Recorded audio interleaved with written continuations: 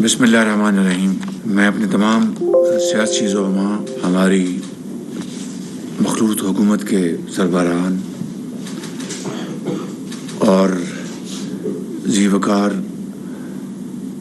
وزرائے کرام اور تمام ساتھیوں کو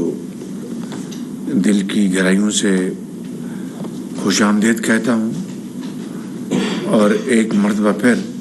آپ سب کو گزشتہ عید مبارک۔ آج ہم سب پھر مل بیٹھے ہیں۔ یہ ماضی قریب میں ہماری جو نشستیں ہوئیں اور اس وقت کے جو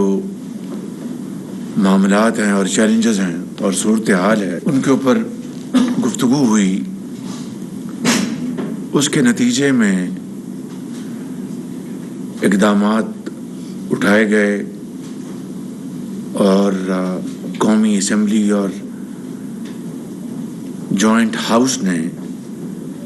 ان چیلنجز کو ڈیل کیا، اور عدالت عظمیٰ کے حوالے سے جو معاملات تھے اس حوالے سے آئینی اور قانونی اقدامات اٹھائے گئے۔ مگر ابھی بھی صورتحال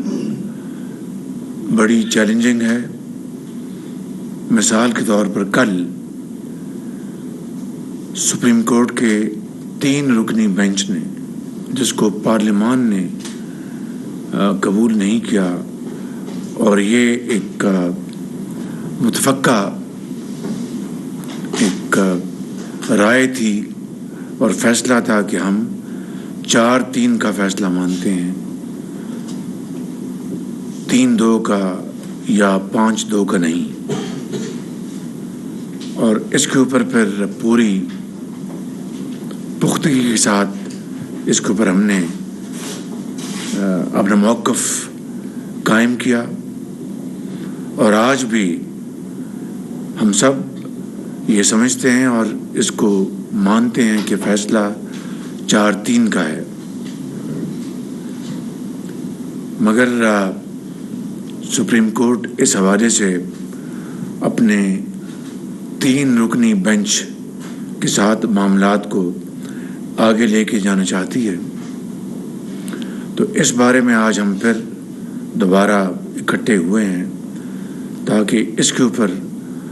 ہم اپنے پہلے فیصلے کو دوبارہ اس کا اعادہ کریں، اس کو ریٹریٹ کریں۔ دوسری بات وہ یہ ہے کہ کل اسی بینچ نے فنڈز کے حوالے سے، جو الیکشن کے متعلقہ فنڈز کے حوالے سے جواب مانگا ہے۔ اس سے پہلے جو سپریم کورٹ نے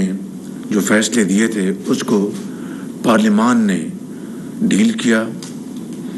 اور آج بھی میں سمجھتا ہوں کہ پارلیمان نے جو فیصلے دیے ہیں، جو قراردادیں منظور کی ہیں، اب یہ معاملہ بھی پارلیمان ہی چاہے گی کہ ان کے سامنے لایا جائے، اور وہ اس بارے میں دوبارہ اپنی رائے کو قوم کے سامنے لے کے آئیں۔ اور ہمارا بھی یہ اخلاقی سیاسی فرض بنتا ہے کہ ہم اس معاملے میں جو پارلیمان نے جو پہلے جو فیصلے دیے ہیں اس کا احترام کریں۔ تیسری بات اس حوالے سے جو کہ سپریم کورٹ کی جو انہوں نے اپنے فیصلے میں کہا، اس سے ہٹ کر میں نہیں سمجھتا کہ مجھے یا آپ کو یہ فیصلہ کرنا چاہیے کہ ہم سپریم کورٹ کو ضامن بنائیں، اس کو ہم آربیٹریشن کا حق دیں۔ یہ ان کا کام نہیں ہے، پنچایت ان کا کام نہیں ہے، ان کا کام قانون اور آئین کے مطابق فیصلے دینا ہے۔ لہٰذا اس بارے میں کہ ایک دن الیکشن ہونے چاہیے اور کب ہونے چاہیے، اس بارے میں اتحادی پارٹیز کے اندر تو مکمل ایکا ہے اور اتفاق ہے کہ الیکشنز نومبر میں جو بھی اس کی ڈیٹ بنتی ہے 13 اگست کو پارلیمان کی مدت ختم ہوتی ہے، اور اس کے بعد اگر 90 دن شامل کیے جائیں تو وہ نومبر اکتوبر میں وہ تاریخ بنتی ہے۔ مگر قوم کو یہ باور کرانے کے لیے کہ ہم ملک کے اندر جو اس وقت جو چیلنجز ہیں اور جس کو پی ٹی آئی کی لیڈرشپ نے انتہائی افسوس کی بات ہے، مجھے کہنا پڑ رہا ہے کہ انہوں نے ان چیلنجز کو حل کرنے کے لیے کوئی تجاویز دینے کے بجائے اس کو ایکسپلائٹ کیا۔ اپنے صوبائی وزرائے خزانہ کو یہ کہا کہ آپ آئی ایم ایف کی جو شرائط ہیں ان سے انکار کر دیں تاکہ آئی ایم ایف کے ساتھ معاہدہ نہ ہو سکے۔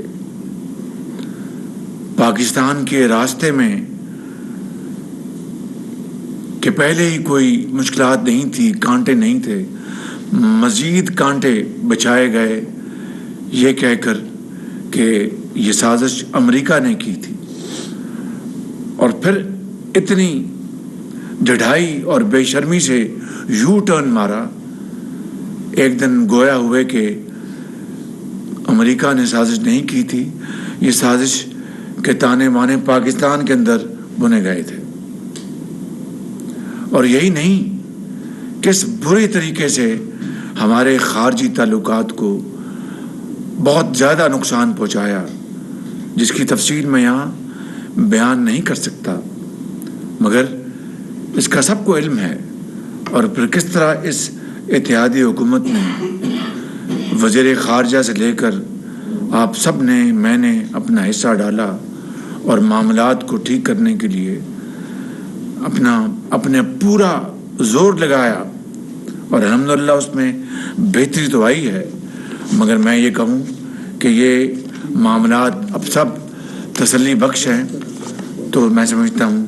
کہ میں یہ کہنے کے قابل نہیں۔ اسی طریقے سے میں سمجھتا ہوں کہ ملک کے اندر انتشار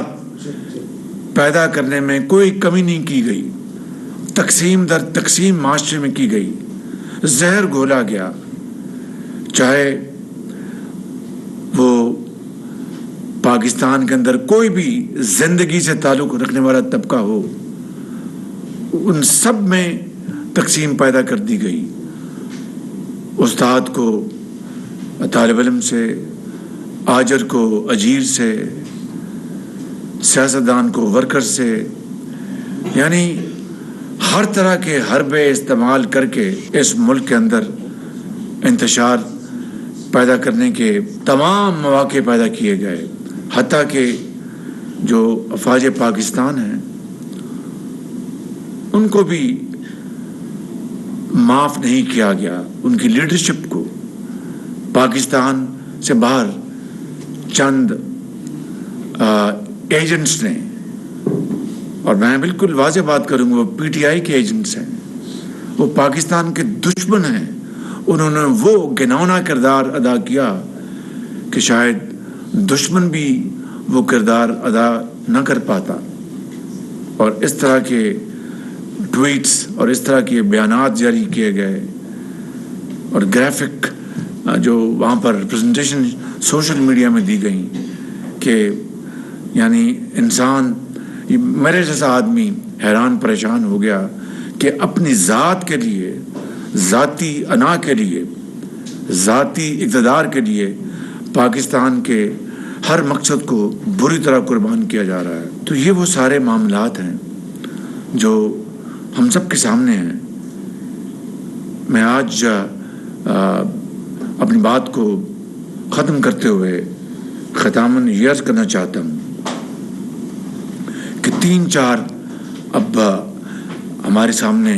معاملات ہیں جن کے اوپر پارلیمان اپنا فیصلہ دے چکی ہے،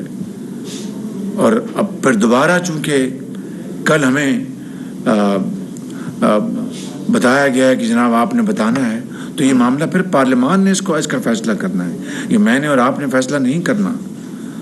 جو گفتگو کی بات ہے اس کے بارے میں ایک رائے ہے سب کی، اور ایک میں یہ کہوں کہ اوور ویلمنگ رائے ہے کہ ہمیں